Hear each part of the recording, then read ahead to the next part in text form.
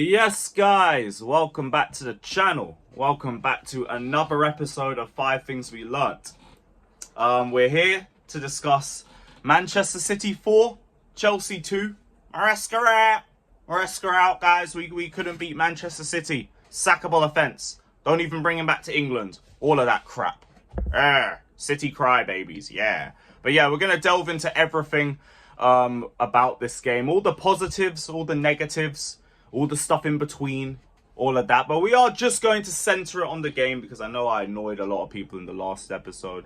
Oh, he's too focused on indirecting people. Sorry, you try and wade through my mentions after a Chelsea defeat with all the potch peggers crying about, oh, this is what you wanted, this is what you wanted. Yes, and it's going to take a bit of time for this team to understand the new style of play. That's why you're going to have results like this and games like this where there were positives to take, but there was also so many bozo moments. So many bozo moments. And that is basically the story of this match. Dumb mistakes that just put us in a hole that we couldn't climb out of, basically. As much as we tried in the second half. Like, too many mistakes at the back. Too many moments where we just fell asleep and we were doing up 40 winks. And Manchester City just made us pay for it. That's really it. Like, you can't make the mistakes that we were making against a team like Man City and expect to get away with them. I do feel like, to a point, I'm glad we're making these mistakes now, but some of the problems as well were big issues that we do need to talk about individually and in terms of the structure as well. But we are going to touch on all of that in today's video. So, yeah, hit the like button, subscribe, all of that crap. Let us know your thoughts down in the comment section below, whether you're happy, whether you're whether you're overreacting, whether you're crying, whatever it is. Let us know all your thoughts. And yeah, sub to the personal channel as well. And yeah, big up to everybody that's locked in. Big up to everybody that's locked in. We started terribly. Absolutely terribly. Poor pass from Tosin, but I don't know how that's a pen. That's like one of the softest pens I've seen in recent memory. But whatever. We go 1-0 down to a Haaland penalty. And then we instantly give away another goal. Reece James into Caicedo. I initially thought it was Reece James who kind of put Caicedo under pressure. But the more I see it, it's just a poor back pass from Caicedo. We just got to call it what it is. I think it was with his weak foot too. But even then, it's just poor pass. You put the ball right back into danger. Sanchez is also horribly out of position as well because he's in a position to try and receive the ball and he instantly has to dart back into goal. Completely out of position, completely unaware. Haaland goes and gets his second. After that, there was a decent pass to Nkunku for a chance. Enzo missed, or number 8, missed an open net from about 20-25 yards.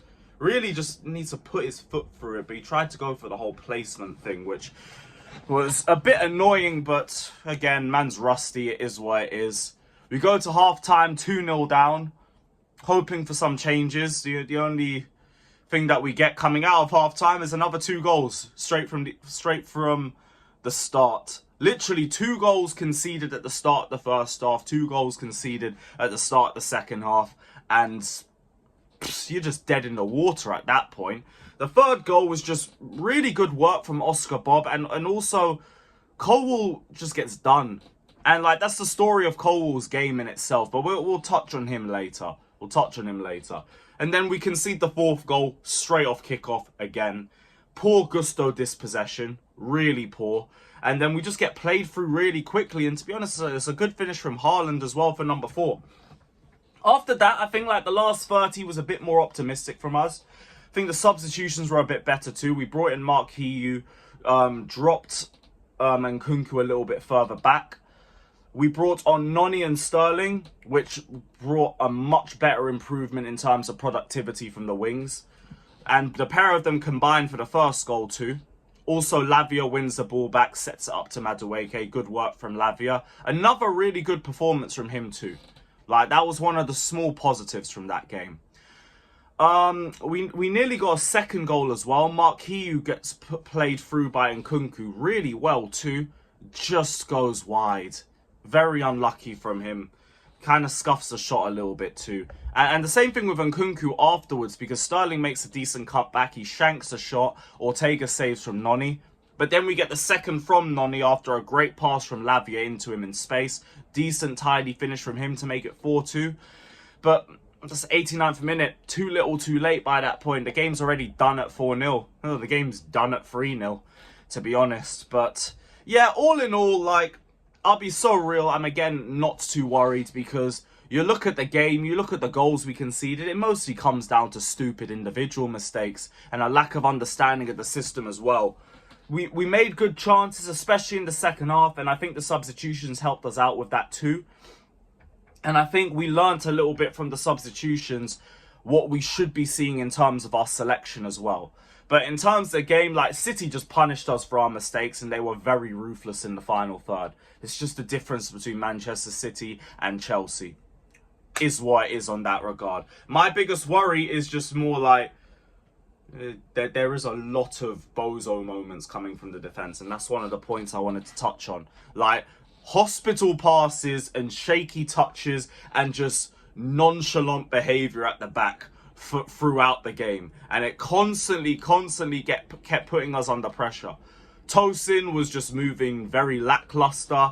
Who else? What's his name? Colwill was just getting done up left, right and centre. And defensively, I need to see you have a little bit more bite in you. Like, I was going to just centre on Levi Colwill in itself, because, bro, you're barely even trying to attack players. You're just backing off and you're backing off and you're backing off, and you're just at the most blocking. And that's it. I need to see a little bit more from you, because, yeah, last season you were played at left back for a good part of the season. I don't really hold that against you. That's hefty Poch tax. But even in spite of that, there was times where defensively you were just moving a little bit too lightweight. Like, games like the Man United game, for example, man just getting dunked on by McTominay, left, right and centre. And I feel like I saw more aspects of that in this game. Just very easy to attack.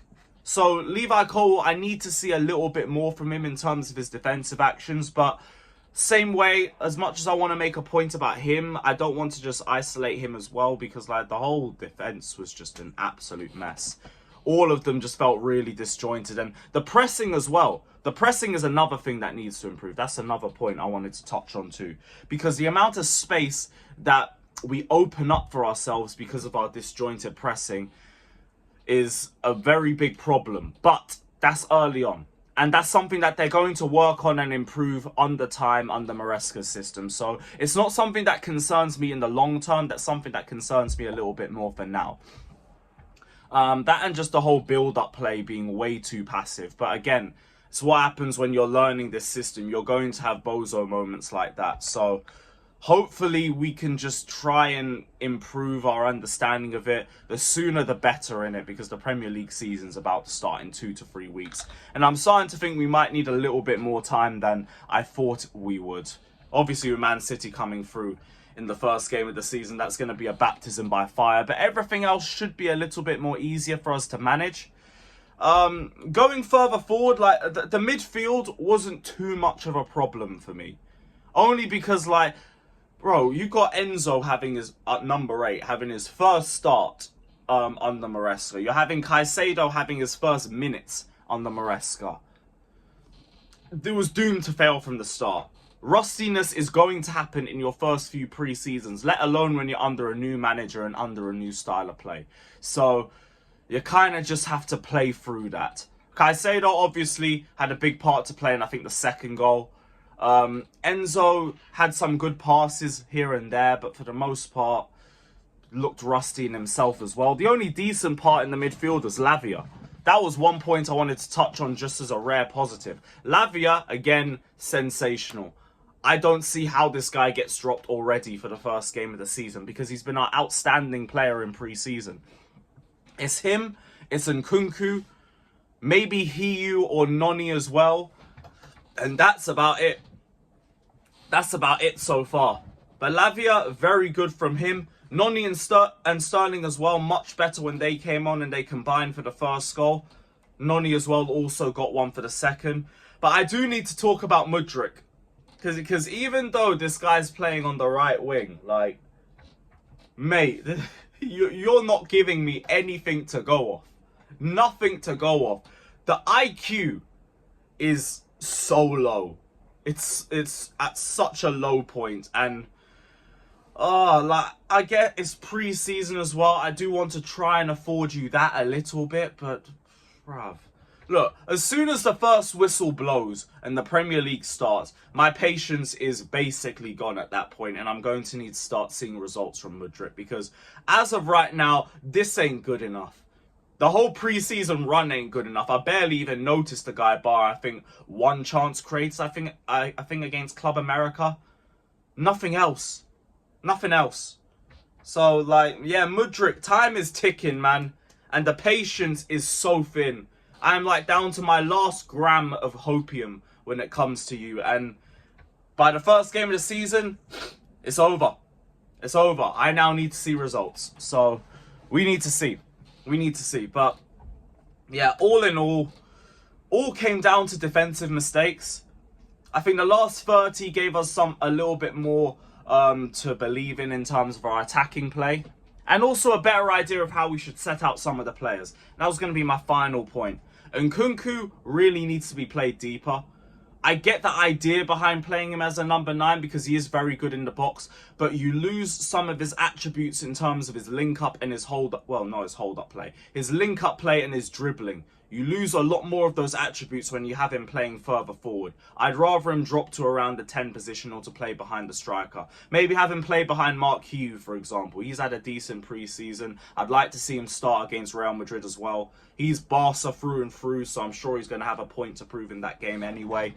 So yeah, I'd rather see Hugh back into squad and Nkunku in. Noni and Sterling on the wings too, please. Like, Mudryk, no, go. I don't want to see this brother against Real Madrid, respectfully. Like, no.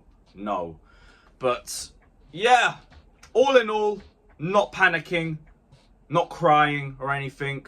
I do need to see us improve a lot more in terms of our build-up play and in terms of our defensive actions. We'll see how that improves in the coming games. But as for now, is what it is. Just another learning curve that we need to go through. On to Real Madrid. On to Real Madrid. They aren't ready for this smoke. They aren't ready for this smoke, guys. Oh, boy. Alright, hit the like button, subscribe. It's good to be back and everything. If you're crying, go outside, please. Get some fresh air. And yeah, big up to everybody that's locked in. Hit the like button, subscribe. Maresca, and all that crap. Up the Chelsea. Up the Chelsea.